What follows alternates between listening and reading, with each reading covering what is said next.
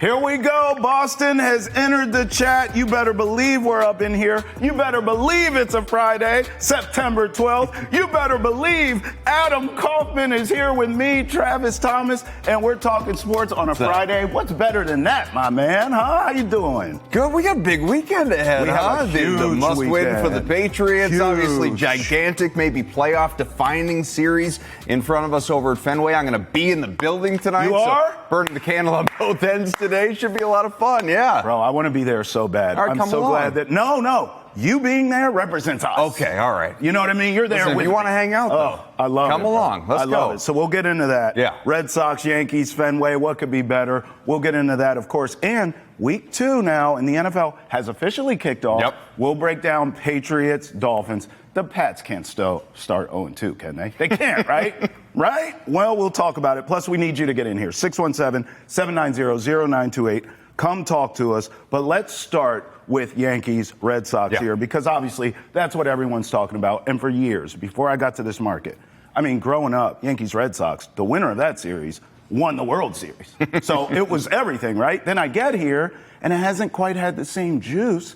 We're back now, though, Adam. I mean, AK, this series, as far as I'm concerned, the playoffs start tonight in a lot of ways. Seeding for the playoffs, potentially. You know, in terms of wild card division, a lot of things on the table here with this series. And then obviously you have rivalry renewed with these two.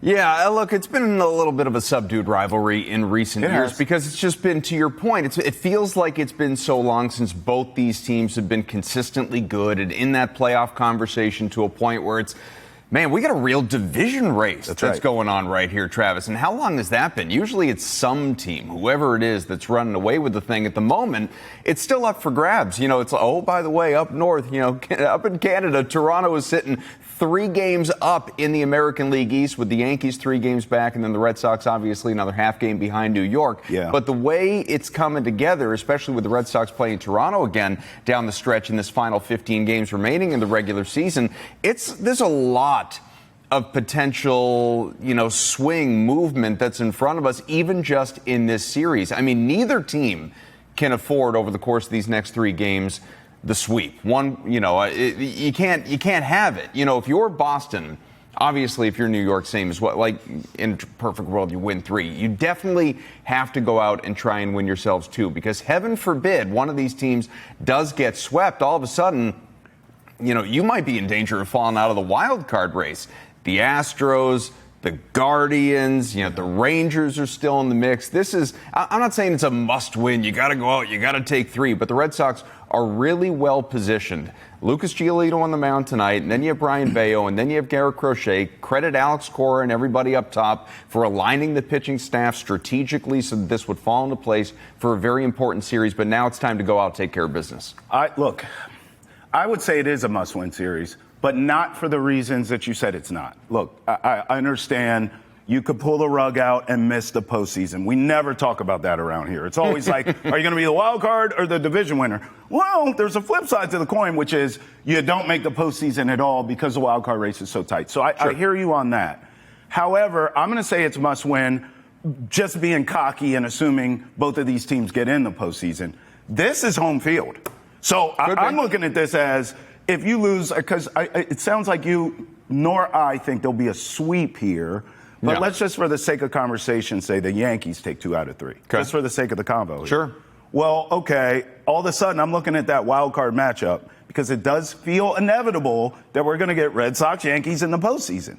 So now I'm looking at it like, oh, you have to go to the Bronx? Not to say the Sox can't win that, but I don't feel as good about that as if those games are at Fenway. Yeah, you'd rather be here. I mean, the Red Sox have taken 8 out of 10 against the Yankees well, you've owned so them far this year. You've owned them this year. You're a great team at Fenway. The Yankees so far have been, you know, mediocre on the road overall. A few games over 500. No, but they're, to your point, you know, you think bigger picture. Again, we're talking about the division. We're talking about the wild card. We're talking about, you know, heaven forbid they fall apart. And obviously nobody wants to see that happen around here. We want to have ourselves a fun October on the diamond before fully turn our attention to football. I haven't got a playoff run yet since I've been here. You're due, man. We got to have it. But like you said, if you look, you know, you're thinking about the standings and how's this thing going to play out. I mean, if you can somehow, because it's certainly mathematically within reason. If you can overtake the Blue Jays as well as the Yankees, you win that division. Not only are you thinking about hosting playoff games, you get the first round bye. You don't even need to deal with the wild card round. But yeah, next step is you want that top wild card spot so that you are hosting those 2 or 3 games, whatever it winds up being, because naturally, it's always just, it's better to have the last at bats. It's better to have the crowd behind you, to have that home field, to be at home versus being in the Bronx. But can they win there? Yeah, I believe Boston's capable of winning. New York, we've seen it before. We just feel more comfortable if it's here. Let me ask you this, because you just said something. I am not of the mentality. I know mathematically it's obviously possible. Yeah. I'm not of the mentality that the Red Sox are going to win the division. Okay. Do you believe that this team will do it? Because I know you say, hey, mathematically that's still in play. What's your gut say? My gut says this is a wild card team and that this series is so important because of the home field. I do think wild card wise, it's going to be Yankees Sox. But do you believe in your gut that they're going to win this division and leapfrog the Blue Jays? Well, look, the preseason bet that I have on Boston to win the division at right around plus you 450. Bet them to win the division? I would like to see. Yeah, there's value in that you number. Are a sick man. Had to at least sprinkle it. Had to throw a little bit on it. But I bet over on the win total. Yeah, me too. I even made a bet as we went along and they got hot. I'm not going to lie to y'all. Yeah. When they got hot, I bet them to make the playoffs. Yeah. I did not have the stones to take a division Well, win. we're not talking about a mortgage payment, but I threw a little something on it. I would like to see it, obviously, for any number of reasons. For my wallet, for the story, for, it'd be great. Do I believe it's going to happen? No, not really. Okay. I think this is a little bit of semantics here, right? But ultimately, the way I'd kind of classify it is it's not so much the Red Sox or Yankees winning it as it is the Blue Jays losing it. I think Toronto would have to fall apart over the last 2 weeks of the regular season to blow this lead. If we're going to be fair, right? If we're going to remove any level of bias, and you're thinking about the standings, and you're saying, put it on the wild card, right? Sure. Who's still in reach? And you look at teams that are 3.5, 4 games out, still with, again, these 15-ish games to play. If we're going to look at that and say, man, that's a tough deficit, multiple teams to overcome, how are you going to pull that off? We got to say the same thing about the Red Sox when it comes to climbing up and winning the division. However, these are really important series. If you can sweep or at least take 2 out of 3 against the Yankees, if you can take the Blue Jays down a peg when you see them again coming up down the stretch. These are the swing series. These are the opportunities. As much as we can get wrapped up in 3-3 road trips and what do you do in Sacramento and all of these things? What ultimately matters are these head-to-heads against the teams you're chasing. Absolutely. And obviously, you're going to play Toronto. You're going to play Detroit. So Toronto's in the 6th. Detroit is here at Fenway. Detroit's got nothing to play for anymore either. They may get comfortable. Do you trust them? Before I ask you about the pitching match, me either. That's why. So the AL's wide open. It is. You and I are thinking the same with the AL. Not to look. Neither one of us are putting the Red Sox in the World Series. Why not? However, that's where I'm going. However, if you told me, future, you looked in the future and you said they're in the World Series, I wouldn't bat an eye because it does feel as though the American League is wide open. Whereas, without a doubt, juxtaposed to the National League, there's some heavies out there. Yeah. Now, there's a handful of teams. If you told me they're in the World Series in the National League, I'd say okay. But in the AL, I do think it's wide open, which is why this series, which is what I want to get into, back to this. Giolito tonight, Bayo tomorrow afternoon, Crochet Sunday.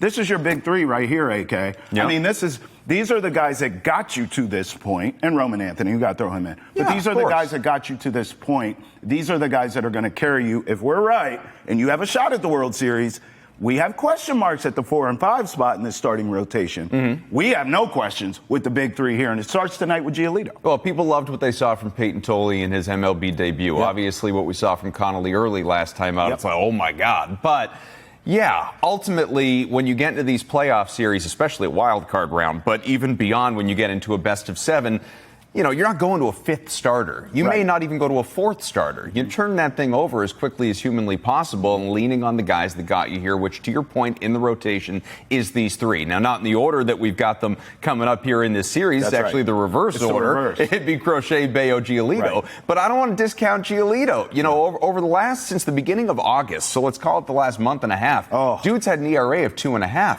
Bayo has been a number 1 on many pitching staffs across baseball. Consistent. even out the Red Sox because obviously they've got, a potential Cy Young winner in Garrett Crochet ahead of him, but not a lot of staffs have that. That's so, right. You're talking about 2 number ones and a really viable number 2 in Giolito, at least not maybe in reputation, but in the way that he has been pitching of late. And if he can keep doing that, if he can finish that way, he started against the Yankees, very recently. It wasn't his best start, didn't quite make it 5, allowed 3 runs, but the Red Sox won that game. That's all that matters. Give the team a chance. Trust your bullpen, which is better than I think a lot of people expected it to be coming into the season. And, you're just kind of hoping for the best at this point. What I am curious about, though, when it comes to the pitchers in particular, though, Travis, is, are they loosening the reins a little bit down the stretch here? For instance, if the team is up in a tight game, low scoring, high scoring, whatever. I guess lower scoring is a better example, though. If you're up in a tight game and you're through 6 innings and Giolito's on the mound tonight and he's at 95 pitches, is he going to come back out for the 7th? Or are you going to go to the bullpen? Like, you got to pull him. Where's the thread that we're pulling between managing your arms and trying to win a game? I think you have to pull them. And the reason why is because what we talked about, you're not really deep in terms of starting rotation. So because of that, I think you have to be careful with these guys. In one breath, I just told you, the whole reason you're here is because of the big 3 in terms of these pitchers. You're going to go as far as these big 3. So you have to be a little bit careful here. And that's why I say I think the playoffs start tonight in earnest. We are now in a playoff atmosphere from here on out. As ever long as this team lasts in the postseason, it starts now. And it's a big spot for Giolito, too, because Bayo, you trust him against the Yankees. He pitches well against them. Crochet's your ace. Giolito's a question mark. This is a big spot for him tonight on this stage at home in this spotlight. I think he'll be great. I really do. Do you? 617-790-0928. Call us. Get in here. When we come back, we explore what's trending in the world of sports. Next, right here on Boston Has Entered the Chat. Roll with us. Bregman signed a contract that was nowhere close to what he wanted. Like, he salvaged that deal by getting the $40 million a year of average annual value and by getting those opt-outs put in. But let's not forget, Alex Bregman went into last offseason seeking $200 million or so dollars. And when it didn't materialize, he went and he took the best deal that was there. Why has anything changed in the year since when he's had a really good season and he's made the kind of impact that he has? I mean, Alex Bregman has 2 years and $80 million left on his contract. This is just a math problem, guys. If Alex Bregman is out there as a free agent, is he going to make more than 2 years and $80 million? Yes, like significantly more. And so why wouldn't he opt out? He could go back to the Red Sox if he opts out tomorrow and get that same 2-year, $80 million deal. Like, they would be happy to pay something like that. I would be happy to pay something like that if I had the funds, man. Welcome in. Here's what's trending. Here to make something like that. Yeah, right. This is what's trending in the world of sports, and that's what's trending. Jeff Passan on 310 to Left this week talking about Alex Bregman potentially opting out here. But look, Adam, I'm going to be honest. I don't want to panic here. No. I just think this is a business move. I disagree with Jeff. He said this was the best deal on the table. Technically, I remember reporting at that time, at least rumors, who the hell knows? But at that time, the Tigers had a deal on the table for Alex Bregman that was actually a little more cash, and he chose the Red Sox. Because at that time, we didn't know the Tigers were going to be the Tigers, but Lord knows he would have helped them just like he's helping us. So. You know, he chose right, thank God. But look, this is business. He wants to get paid. It doesn't necessarily mean he doesn't want to be here. But if you want to keep him here, you better pony up. And if I'm the Red Sox, pony the hell up. Give him whatever he wants. I'll drive the Brinks truck my damn self. So at the time, there was also reportedly an offer from his former Houston Astros, where he was for 9 years, for 6 years at $156 million, which is obviously more money in totality, but it's less money in terms of average annual value. So where Jeff may be right, I just don't remember the Detroit deal, is maybe AAV. The Red Sox gave him the best deal. So he had a couple options, though. Yeah, he absolutely had had places He to makes it choose sound from, like he was in and unemployment and line. all contenders, right? I mean, Houston's in the conversation. We talked about it. Yeah, good Detroit, point. obviously, in the conversation. And here we are with Boston. And, as Jeff said, it is a math problem, but it's also not really a problem if you're Alex Bregman because he knows he's getting paid. It's just a matter of by whom and by how, for how much, long. how long. And there are the reports, Passan has said it. He didn't say it in that clip, but he said that Alex Bregman is bound to get a 5+ year deal at least $35 million per. How old is he? He's entering his age 32 season next year. So, he's obviously wrong side of 30, as we know, if guys can stay healthy, which is a big if. Hell, Bregman, with the injury that he had earlier this year, is going to miss 50-ish games this season. I don't love the 5 years, Adam. I don't love the 5 years. How can you? But he is also found, I don't know, that fountain of youth or whatever it is, maybe it's first year, got into a groove, change of scenery. I don't know what to call it. But he has here in Boston put up some of his best numbers, in some cases not career highs, but best years in a number of years since 2021 with the Houston Astros. He hasn't been an all-star in several years. I think the last time was like 2019 or something like that. And he's an all-star right now, as we know. Whether or not he deserved to be with the missed time, you could debate that. But he is someone that there's a bright future ahead. And he is an important clubhouse piece. He's an important leader in that dugout. And obviously, he's an important piece on the field. And oh, by the way, you alluded to this at the beginning. It's not our money, man. I know. It's not our money. And the Red Sox, to their credit, ownership has been handing out money. They have. Not freewheeling, not being irresponsible, but Garrett Crochet got a deal. Roman Anthony got a deal. Aroldis Chapman got a deal. Jeez. Rafael Devers, before he was traded, got a deal. Sure did. So this isn't the same as we're not paying Mookie, we're not paying Lester, we're not paying Xander. We're not. You walk. Now, Bregman's a little bit closer to some of these guys that they did let go, age-wise. He is. But if they view him as an important piece, and this team can, as we talked about a little bit before, can perennially be in the contending conversation, in championship the winning conversation, then Bregman is, he has to be a guy that you strongly consider investing in. But for Bregman, it is a no-brainer to walk away from multiple opt-outs to get yourself a new deal. It's just business. Yeah. The one place I would maybe try to negotiate with him is the length of the contract. But in terms of cash, I'd pony up whatever it takes to keep him.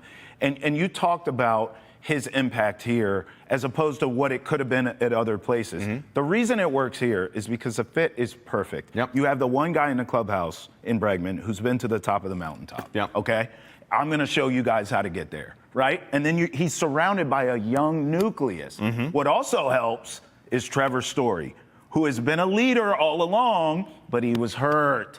Now he's healthy. He's put together a really good season. That's the contract I'm worried about. Well, we'll cross that bridge when it comes. but now you have two leaders. Now, Story hasn't won at the level of a Bregman, but I'm just saying you have another guy with you to sort of help spread your gospel. You need to have veterans. And it's another reason why you had to get Devers out of here, because these young guys are impressionable and they're good dudes. Alex Bregman, Trevor Story, good dudes. You can't have leaders here who aren't and are about self, like Devers was. So the fit is perfect for Alex Bregman here. The only thing is he's going to be more expensive. Hey, your championship window's open. Pay it, pony up. Because these are, I would say, the next 4 and 5 years, I'm sure we agree on this. This is the time where you can get World Series, plural. You got to have Alex Bregman for that. Well, and you may have, I'm pulling out the calculator right You got to have him. You may get a little hometown discount, if I can put that in quote fingers, from Bregman in theory, in right? Theory. Like it's got to be reasonable. It's got to be market value. But let's say, let's take Passan's report where he said 5 plus 35. All right. So let's say 5 times 35. That's 175. I don't want the 5. Can we drop it down to 4? No, my point is, let's say there's a team out there, Detroit, make it up, I don't know, that's offering him 5 for 175. Okay. And the Red Sox come in at 4 for 160. All right, I'm doing a So you've upped the AAV. But obviously, you're less on the years. The total money is less, but it's only $15 million less, and it's not like this guy needs that much money to survive. Carry the 1. He may be looking at it and say, okay, you know what? Boston was a huge fit, or a great fit. And maybe we, who knows? Maybe we won. We'll see.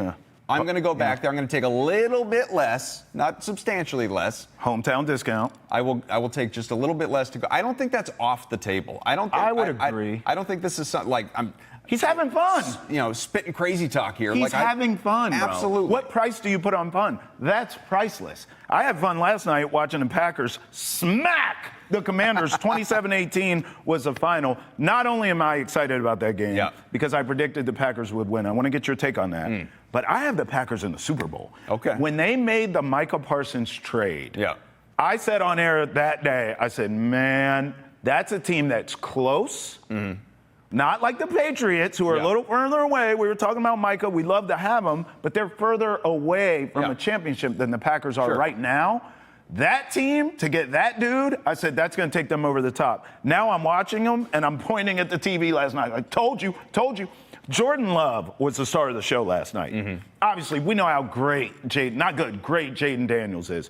High expectations on this Commanders team. We'll see how they handle that, right? That's a whole different ballgame. But Jordan Love was the guy I had my eyes on because, when I've seen the Packers in the playoffs, they're always a good team. Jordan Love kind of leaves a little bit less to be desired. Last night, I'm watching him on that stage against that quarterback on the other side. You have to shine tonight, can you? He did. There was a point in the game, he ran someone over on the sideline after a scramble. He flexed on dude. Looked at dude like, you too small. I've never seen Jordan Love act like that in my damn life. If he acts like that, they are going to the Super Bowl, Adam. There are a lot of pieces to this. You watched that game, I watched that game. Sure, a lot of people out there watching this watched that game. It never really felt like the Commanders were going to win it. No. Even when it was a one-score game in the fourth quarter. Yeah, they made it interesting. You didn't feel like, man, this is in jeopardy for Green Bay. You're right.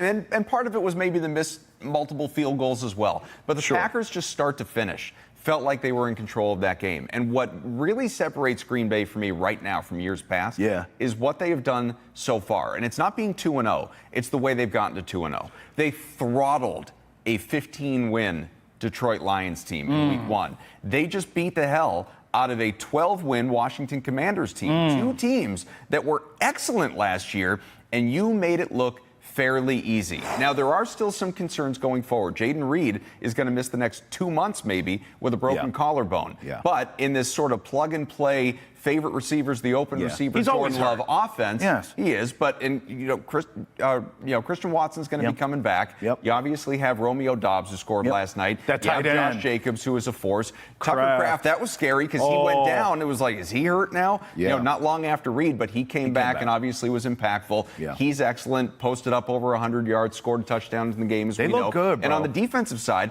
you brought up Micah Parsons. He wasn't even a huge factor in that win last night. He was double, even triple coverage at points in that game. They were doing their damnedest to take him out. You better. And it kind of worked, but it just opened up lanes for other guys. So, at some point here in the not-too-distant future, we're going to see full-strength, opportunistic Micah Parsons again. And that's when this defense really gets dangerous. I'm going to throw in 2 more pieces. Matt LaFleur is your coach. Good coach. And a real home field advantage. If they get home field throughout in the NFC, sorry, Eagles. I'm taking the Packers. Lambeau in the winter? That's what I'm saying. The frozen tundra. That's what I'm saying. All right, we'll talk Patriots when we come back, and we have sanctioned violence. That's right here on Boston Has Entered the Chat. Stay with us. Welcome back to Boston Has Entered the Chat. Now it's my time. I love sanctioned violence. UFC, boxing, maybe out in the parking lot. You name it, I'm in. We get the fight of the century tomorrow night. Canelo, Crawford, live from Vegas on Netflix. And we welcome in, you saw him throw those hands. We welcome in Waltham native, founder of Fight Camp, Tommy Duquette joins us here. Good morning. Thanks for getting up early with us, my friend. And I cannot wait to talk some boxing with you. Oh, thank you so much, man. I really appreciate that. And I got to give a nod to my co-founders. I'm a co-founder of Fight Camp with a few excellent co-founders as well. Okay, well, let's start there. Tell us about it. I mean, I mentioned you're a Waltham native. You came up around here. Don't be humble, because you definitely have earned your way in the fight game. So tell us about that, and then how you started Fight Camp as well. Oh, for sure. Yeah, no, so I was boxing most of my life. And boxing in my family goes way, way back to the 1920s. As far as I know, my great-grandfather was an excellent fighter himself. He almost made the Olympics back in the day. He just missed making the Olympic team by the smallest margin. I think it was in the 1920s, the late 20s. So it's a pedigree that goes way back in my family. I started when my grandfather fought as well. I started when I was about 14 years old, which a lot of people in boxing are like, that's late. Starting at 14 is late, which is insane. I had over 130 fights, national medals, multiple New England championships, and I qualified as the number 2 seed in the 2012 U.S. Olympic trials. Wow. And I lost tiebreaker to the Olympian. So. Okay. All right. And then how did Fight Camp come about? You say you were a co-founder there, so was it a group of you? Yeah, it was a group of us. So I actually studied entrepreneurship at Babson College, right? Okay. And wanted to start a company. Had tried to start a different company, and it's very difficult. Most startups fail. And around the time that my first startup was having difficulty, I met my co-founders at Fight Camp. It was around 2015, and we got accepted to a accelerator program called Y Combinator. We had a hardware that tracked all your punches, and our original model was like, when we sell this data to live sporting events like the Canelo Crawford fight, so that when you're watching the fight, you have the punch speed and all the metrics there in real time. We ended up pivoting that model towards fitness and towards Fight Camp in 2017, and it just took off like a rocket ship. So Fight Camp was a streaming platform where if you had, your garage gym, you had a bag, you had things like that, you could take boxing classes directly from Fight Camp, and all your punches would be tracked, and there'd be a trainer leading you through it and everything else. Oh, wow. That's fascinating. So actually, in a lot of ways, you are the perfect guy for this interview, not only because you're local, but because you've crossed those paths, boxing and business. And that's what this fight is all about, because this fight is big business. Let's start with the fight side first, and we'll get into the business later. What was your initial reaction when you heard Crawford was stepping up 2 weight classes for this challenge against one of the greats of all time? Not that Crawford isn't great, but Canelo is one of the all-time greats. And for Crawford to come up 2 weight classes to even test this dude, what was your initial reaction? If it was anybody except for Crawford, I'd be worried for them, right? Because in boxing, there's weight classes for a reason, right? Weight classes really matter, and 2 weight classes is a lot to come up. So I think that's going to be the tallest order for Crawford. It's just he's never fought at this weight before, and Canelo has fought at light heavyweight, right? Which is just insane. At one point in time, Canelo thought that he was going to win the title at light heavyweight and maybe fight at heavyweight, which is just crazy, right? It speaks a lot about him and, how much he's willing to endeavor and put himself on the line. But same thing with Crawford, man. He's stepping up in a similar way that Canelo did, a little while back in his career, and daring to be great and fighting a bigger guy. And, personally, I really hope Crawford wins. I'd love to see the American win, but I think it's going to be really tough because of the weight. Yeah, it's funny. You sound like me breaking down this fight, because the way I see it, when I look at it from my heart and even my gut, I do feel like Bud Crawford is closer to his prime than Canelo. But it's weird because technically he is older than Canelo. But I just think he has more tread on his tires. Maybe it's because we've been watching Canelo for forever and he's been in more big fights. He feels like the older fighter when you look at kind of mileage-wise. But then I say, okay, gut, heart says Bud Crawford's going to get this done because he's closer to his prime. It's his time, so to speak. But then my brain, my logic, Tommy, tells me that this is Canelo Alvarez we're talking about. He's been there, done that in terms of big fights. We know that even though if he's on the back of his prime, he's still in it. It's not like he's washed here. So my logic, my brain tells me he's going to win the fight. I don't know which way to go. How do you sort of see this playing out? Because naturally, Canelo's a bigger guy. I mean, you just laid that out. Generally, size wins in these fights. But Crawford's so skilled. Where are you in this in terms of prediction and how it plays out? Man, they're both so skilled, right? And Canelo has taken the bigger fights and always risen to the occasion. He has all those games. You talk about age, and what's interesting is that age matters a lot in boxing for sure. But what I think matters a lot more, it's like a different measure of age, is mileage. So maybe that can be a huge advantage for Canelo, that he's had all those big fights and done really well. It can also be a disadvantage if it's starting to catch up with him and he's starting to slow down. He had some rough fights. It's like those Golovkin fights, those take a lot out of your fighter, Yeah, I thought Canelo lost the first Triple G fight, and then I'll give him props for the rematch. But you're right. I mean, those fights, even Kovalev, like he had a lot of fights against a lot of big name guys that feels like we know the loss to Floyd, even though he was young. That's still another one. Let's talk legacy with these two guys before I get a prediction from you. You know, legacy-wise, okay, it's Bud Crawford's time right now, I think. So we understand if he wins, it stamps that. Like, hey, you're one of the GOATs, not the GOAT, but you're one of the greats. That sort of puts you in that air, in that rarefied air. I look at Canelo, personally, I think this is more important to his legacy because right now, most of us agree Canelo's one of already the all-time great fighters. But if he wins this, Tommy, I mean, look, for my money, he becomes the greatest Mexican fighter ever, and that is huge. I think most people would say Julio Cesar Chavez right now, although I would take Canelo. But I think if he wins this fight, that puts that to bed. And then, hey, by the way, if he wins this, are you talking about Canelo with Sugar Ray and Hagler and all those greats? I think you are if he wins this fight. Whose legacy stands to gain the most from winning this fight?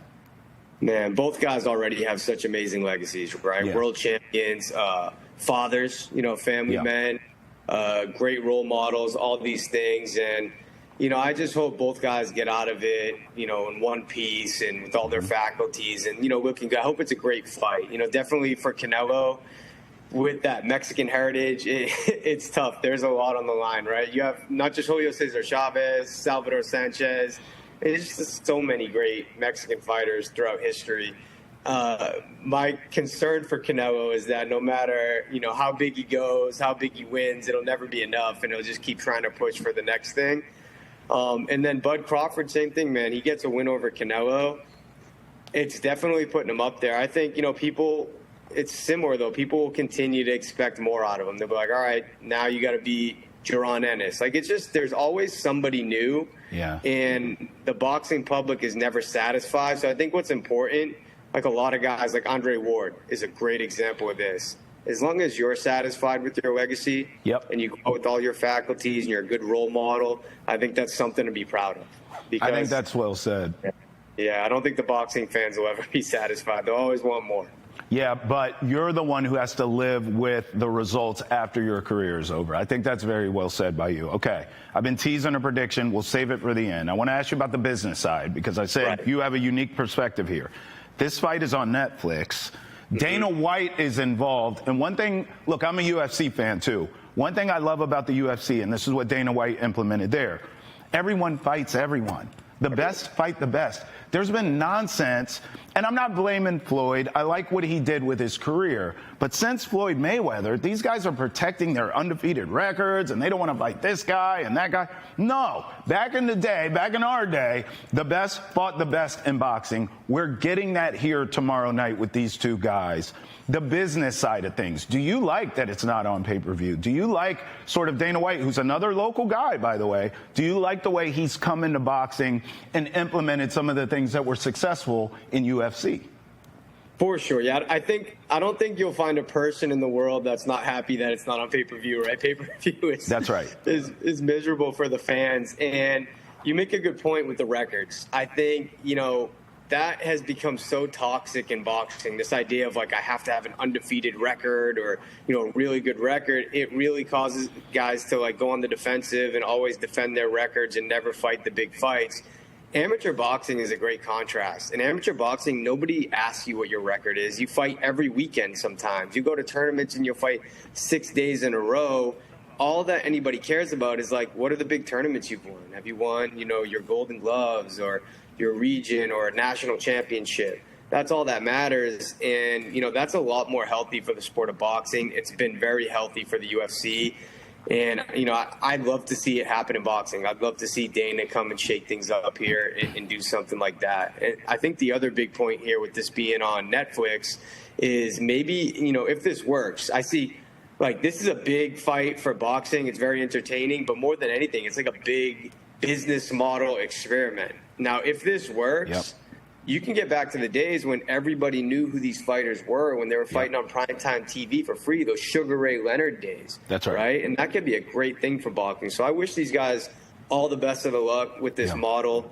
Dana White, the Zuffa boxing, I think is what they're fighting under. They have the support from Saudi Arabia, of course, as well. So they have some great financial backing, and I really hope to see this work. Hey, by the way, we may see this fight again, right? This could, if it's a great fight, we're going to get a repeat. We could get a trilogy. We'll see what happens there. All right, let's do it. Look, you're going to roll your eyes at me because I only see two paths here for this fight. I see Crawford by decision or Canelo by knockout. Here's where I'm at with this. I love Crawford's confidence. I love it. And by the way, he looks great. Moving up 2 weight classes. I mean, you can speak to this more as a fighter, from a fighter perspective, but most of these guys walk around heavy as hell, and then they cut down to their fight weight. I think Crawford is probably more natural where he is now, 2 weight classes up. Canelo is, though, the bigger man. So if Crawford wants to win this, he has to box. Not saying he has to run, Tommy, but I think he's got to be smart. You can't stand in there and engage with so much. There'll be pockets where you have to do that, but you better not stand in there and engage too much. Get on your bike, move around, okay, box, stay on the outside. I think you can win the fight. Canelo, conversely, we know with that Mexican style, too, they're going to stand in the middle of the ring at some point and bang. I think if Crawford wants to stay there, he's going to get in trouble. Canelo puts him to sleep. How do you see this? Take our audience into a fighter's perspective. How do you see this sort of playing out? What are some things in this fight you'll be looking for early to dictate how it's going to go? For sure. All right. So both of these guys are actually very cerebral fighters. So expect the fight to start out, I think, personally, very slow. I'd be surprised if it started out fast, right? And what you're going to see is both guys really trying to measure each other and download each other. And, you know, I think that'll last through the first quarter of the fight at least. And then I think you're going to see Canelo definitely trying to come forward. And I think if Crawford is fighting his good fight, he's switching stances and controlling the middle of the ring with movement, right? And really frustrating Canelo in a similar way to Floyd. Now, they have very different styles. Crawford is more physical. And I think a lot of people are nervous for Crawford to be on the inside. I think in pockets, Crawford could do really well on the inside, too. He's very, very, very strong fighter. All right, let's go prediction. It's tough, man. I'll go, you know what, even hearing you say that, I have a little more confidence in this now. I'm going to go Crawford by decision here. And we're going to get a repeat fight, if not a trilogy, because it'll be great. I'll go Crawford by decision on points. Where are you going? All right, I'll help you keep it interesting then. And, you know, we'll tell the audience, you know, we have a little wager on the side maybe, right? Okay, okay. I think I'm going to go Canelo by decision. I don't think anybody's getting knocked out by close decision. But I would love to see Crawford win. I want to see our American win this fight. He definitely can. I think it's going to be a close fight no matter what. I'll give Canelo the edge just on experience and size. That's where I'm going with my choice here. It's just based on those two things. Hey, we both win. Because if either one of us is right and this goes a distance and it's a great fight like we both think, we're going to get another fight between these. We're getting a rematch. Oh, for sure. Something great is going to come out of this no matter what, whether it be a rematch, whether it be Crawford ascending to a higher stage, Canelo making bigger fights, and Netflix starting to hold more and more boxing matches, which would be awesome. Tommy, we appreciate you joining us, man. Thank you so much. And look, you know, you've inspired me. I'm going to go do some push-ups. I'm going to go do some crunches. I'm going to get my road working. I'm going to hit the pads, squabble up here on Boston Has Entered the Chat. Thanks, Tommy. We'll do it again for the next big fight. And you all stay with us. More sports on the other side of this break. Roll with us right here on Boston Has Entered the Chat. Welcome back to Boston Has Entered the Chat. Travis Thomas, Adam Kaufman, just two guys talking ball. We were doing it off camera, and I asked him, I said, were you on the Patriots to make the playoffs? He said, yeah, 9, 10 wins. I'm right around there. I was 7, 8 wins. So let's get into Miami here because there's a history of this team going down to South Beach and not playing well. Yeah. In fact. Even when Tom Brady was here. Yeah, even though Brady was here. Yeah. In fact, Tua, no one's going to confuse Tua with Dan Marino, okay? Tua is 7-0 in his career against the Patriots. 7-0? Yeah. You ain't that damn good. But here we go. Here we go again. Patriots down to South Beach. I do think the Patriots finally figure this out. I'm going to take them to win this game. I mentioned this to you. That Raiders game last week, I was disappointed in what I saw with the Patriots. I don't think Drake May was great, but he wasn't terrible. I didn't think Josh McDaniels was great. He did not call a good game. No. I was encouraged with the pass rush. There were some things that I took away from that game. I liked this, didn't love this, didn't hate this. I was more impressed with what the Raiders did than I was anything that the Patriots didn't do. With that being said, the Dolphins looked a mess. The Dolphins feel as though they're going to implode after week 1. They get embarrassed by the Colts of all teams. I think the Patriots go down there buttoned up. Hey, we didn't look good against the Raiders. Let's figure this out. The Dolphins, meanwhile, are a mess. Tyreek Hill cussing people out. Mike McDaniel, all of a sudden, doesn't look too much like a genius. Tua has happy feet. He only got sacked 3 times. Yeah. You would have thought he got sacked 8 times in that game against the Colts. I think the Dolphins are closer to melting down. I think the Patriots just need to correct a few things. I'll go 26-20. Drake May makes a handful of plays during the game where we're like, that's the dude. Not that he's going to put up video game numbers in totality, but I think there'll be a handful of times in this game where we go like, that's the guy we're looking for right there. It's still a work in progress with him, but we'll see it in this game. I need to see Travion Henderson get looks. Touches, not just carries. Let's get some catches here. Let's line him up in the slot. Let's get him in the return game. Let's get him going. I like the Patriots 26-20. Where are you at in this game?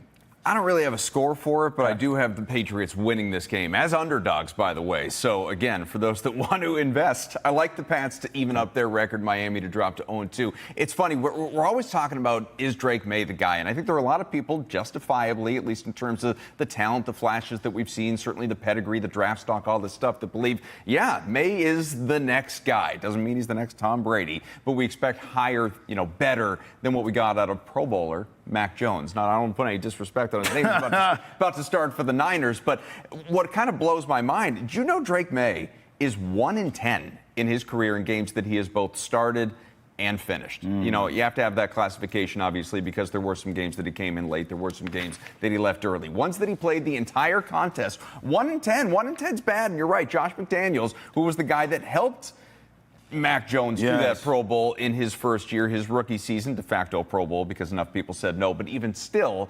he's AVP, right? He's Alex Van Pelt until he looks like himself again, and he did not the last time out. But to your point about the Dolphins, we were talking earlier about the Red Sox, and is it a must-win against the Yankees, and how many do you have to take out of this series? This is not a must-win. I mean, nothing is a literal must-win, obviously, for the Patriots right now. It's an important game for your program and for growth and for morale and development and all of these things. Vrabel building culture, May feeling like, okay, I can take these next steps. All of the things in terms of sort of attempting to right the ship and get on the right path and get yourself toward a point where you could be considered for being a fringe playoff team. It's not the utmost importance. The world is not going to collapse if the Patriots lose this game. Miami, however, is going to be playing with a certain level of desperation. The sky will fall. But that's not narratives. That could be truth. Mike McDaniel, you said it, 10-win season, and then back-to-back missing the playoffs, looking like he couldn't coach a high school team if he didn't have Tua quarterback last year. The disaster with Snoop Huntley, with Skylar Thompson, with these guys, nothing ever looked right. And then to get throttled, shredded, embarrassed in the way that they did by Indianapolis. I read, and this is like me trusting Wikipedia. I don't know if this is true, but I want to believe it, and so go with it. But, somebody please, fact check me on this, that the Indianapolis Colts are the first team this century to score on every single possession of a game. They did that against Miami in week 1. Mike McDaniel might literally be coaching for his job in week 2. They are favorites. They are at home, as you said. They have beaten, not all with McDaniel, obviously, but they have beaten the Patriots in 8 out of the last 9 overall, 7 out of the last 8 in Miami. The last time the Patriots won in Miami, Travis, was when Antonio Brown was a member of the Patriots. It's been a minute. So Mike McDaniel, we may see wholesale changes for this organization. Up top with the GM, head coach with McDaniel and his coordinators, Tua Tagovailoa. They would love to get out of that contract, except for all of the multi-millions, tens of millions of dollars of dead cap that would be staring them in the face if they can't get out of it. Oh, by the way, Tyreek Hill, who obviously does not have good chemistry with his team right now, on or off the field. Now you have the domestic violence accusations going on. He could be on the trade block. This team is just waiting waiting to implode. The Patriots have to capitalize on that because they are playing like Miami's going to be playing this game like it's their Super Bowl. Yeah. And if they're not, heads are going to roll. Well, look, McDaniel's not a motivator. That's pretty clear. He's a system guy. And I think his mistake was he fell in love and attached himself to Tua. They should have never signed Tua to that deal. I knew that was a mistake at that time. You had shown that your system works. Tua played well. Let Tua leave. Go get your own quarterback to run that system. I'll give you some examples here. Let's think about this. Sean Payton's a great offensive mind. No one wanted Bo Nix in this draft. He said, I'll take him. Yeah. I mean, that's kind of Drew Brees 2.0. Sure. He can run my system. Look at what they're doing now. Obviously, Shanahan in San Francisco, they thought Trey Lance would work. They moved off of that in 5 seconds. They take this kid, Brock Purdy. It's working. It's not Purdy. It's a system. Well, you remember how much Shanahan wanted Mac Jones going into Well, that we'll draft. see how that works because now he has him. But that's what I mean. But yeah, like if it's he a coaches system. up Mac Jones, It's a system. If Mac Jones, starts for 4 weeks for San Yes. Francisco and wins 3 games, He probably will, bro. And Mac Jones ain't no damn good. It's a system, and that's my point. Look at McVay, the genius everyone loves. He moved off of Jared Goff, who's pretty good, right? Went and got Stafford, got a Super Bowl. So my point is, McDaniel attached himself to the wrong guy. He should have made it about the system. Drake May, it's the opposite. Drake May needed McDaniels, needed Vrabel. Yeah. He needed stability. Sure. Now they're building Culture. around him. It's going to take time. All you people out there saying Drake May is a draft bust, can you just relax? The kid didn't even really play that bad. He wasn't great, but he didn't play that bad against the Raiders. He will improve this week. I like the Patriots here in this spot. I disagree with you slightly in that, yes, the sky is falling for the Dolphins if they lose. But if the Patriots lose and they go 0-2, hey, some of those playoff aspirations. People around here are going to be panicked. Yes. But what I mean is, organizationally, Yes. nothing changes. That's right. Nobody's losing a job. That's right. May's not getting benched. Well, it's a There's process. It is. It's a process. They are rebuilding. This Yes. team won, 3-4 games That's last right. year? That's right. The last two. For a lot of people coming into the season, and again, I am someone who bought into the Patriots. I believe that they are, as you said, and I said this before losing to the Raiders, obviously. I counted that as a win on my little board there, but I had them as a 9-10 win team and a playoff team. But most people didn't have that. That's right. Most people had them as, like you said, 7-8. And if you can go out and double your win production from what you did last year, you have made significant growth. Okay, let's have this conversation, because the reason I went 7-8 is because I think all of us can't agree on where we are in the rebuild. You see, if you think 9, 10, 11, I've heard 11 wins for this Patriots team, then you're they just were favored in 11 games preseason. Yeah, but that's Vegas. I'm just talking about where are you in the rebuild. Sure. I think most people think the Patriots are further along than they maybe actually are. Even when I watch that Raiders game, the offensive line is still a sieve on this team. You're going to have to take another tackle next year in the draft. You are. I just believe, and by the way, don't even get me started on the wide receiving core, okay? So Well, they haven't drafted well there. Well, right. So Ever. you're still, my point is, you're still some pieces, significant pieces away from being a 10, 11 win team where you can really But stamp you just that. hit on it. The reason for that is because they have drafted so poorly in recent years. I know. Dating back to Belichick. And I mean, they haven't drafted well. I'm maybe exaggerating a little bit here. No, but you're they not. haven't They took Cole Strange in the first They haven't drafted round. well since Nick Caserio was here. Yeah, I know. It's a problem. It really is. I'm upset you're not giving me a score, though, as a gambling. All right, fine. I'll give you. You're a gambling guy. I mean, they're not. It's not going to be a high-scoring game, so I would play the under. I went which, by the way, is 26-20. sitting at 43.5 right now. It's dropped down from 45.5. I will give you Patriots. Let's call it 21-17. Okay, so we're similar. Yeah. I had 26-20. You said 21-17? Yeah. I'm writing this down for Good. the record. Good. We are on tape. Play the here. exact score. You make some money. We are on tape. We're on tape. 617-790-0928. Call us. What's your prediction? Are you worried about this Patriots team? I feel like there's a lot of worry about it. I am not. It sounds like we're in the same boat with that. You win this game this week, you're feeling much better. By the way, next week the Steelers come here. Yeah.